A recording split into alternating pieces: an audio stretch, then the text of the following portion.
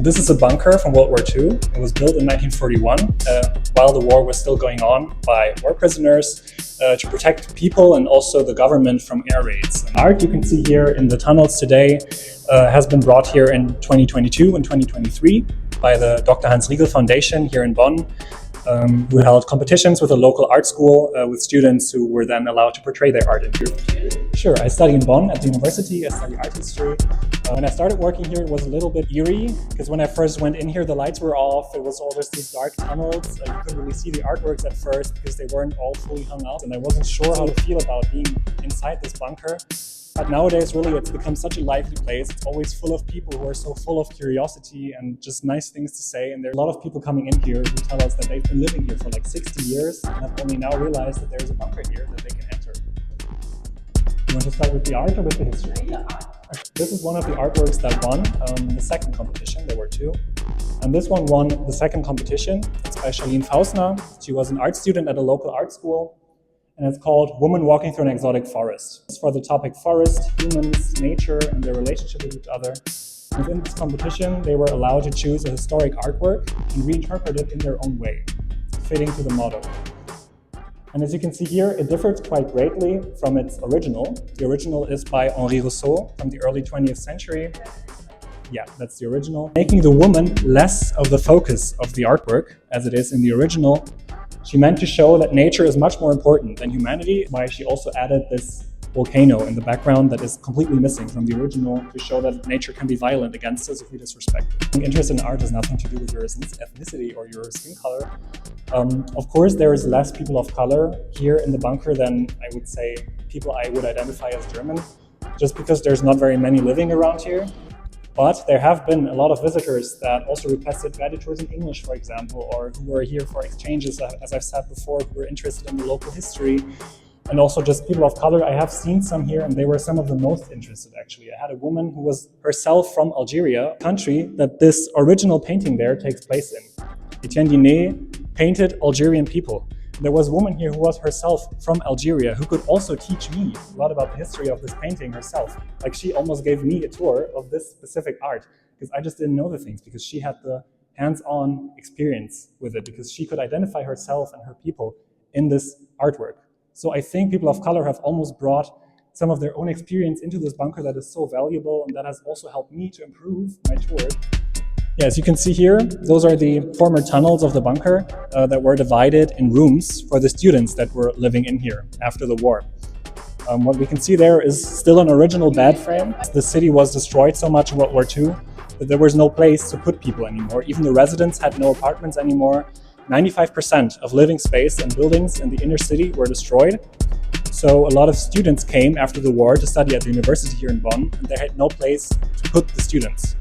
So they started opening this bunker for students to live in here, to then there's a lot of old people who come here who used to live here or who used to hide here in the war, who tear up at the site now because they're so happy that it's become a place of art and of happiness and positivity. And you can really see how people are like emotionally moved by what this place has become. How do you feel like Germany? When I meet people from other countries, I often feel like it's the only thing they know about Germany, and that makes me a little bit sad, because after a while it can get tiring to just immediately get associated with a genocide and tell people where you're from. And especially when those people get a little bit too excited about where you're from and then start asking you questions about the military and stuff. And that does make me uncomfortable sometimes, because it's not something I want to talk about 24/7. I think it's important to still have this within us and remember it so that it never happens again. But I think it's a little bit disrespectful from people when they first meet me. In like 5 minutes, they start asking me questions about the military, the war, maybe sometimes things I don't even know much about, because they just think that it's all I'm interested in. They think it's all I am. This is one of my favorite things in this bunker, because there's two amazing stories about this. First of all, this photograph was taken exactly at that position. These wall murals that you can see on the wall there behind the glass are exactly the murals that are visible on this photo here in the bunker. And the only reason we can see that is because by coincidence, when we rebuilt the bunker from the inside in 2022, the wallpaper on this part of the wall actually just fell off by itself. It just revealed itself and revealed these amazing little drawings that the students made when they lived here, and it coincidentally revealed exactly the ones that the photographer shows on this exact photo. So we can have this amazing, very close view of the history because it is still there. It is still under the wallpaper. This man that you can see here, the student, has been identified also by complete coincidence through an exhibition in Berlin, where some of his family members saw this photo and actually recognized him on it. And then, we were able to reconstruct some of his life with them. He went on to become a very successful doctor in hospitals, so we can see his first steps into his career. And this is just such a personal story that I also got to share with his daughter, who came here to visit us and do this guided tour with me.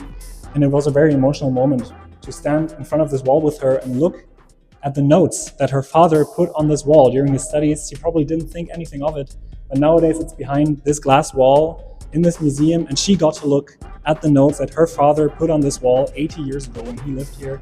She had tears in her eyes. It was an amazing experience for me to just see her just have this closure for her very own family history.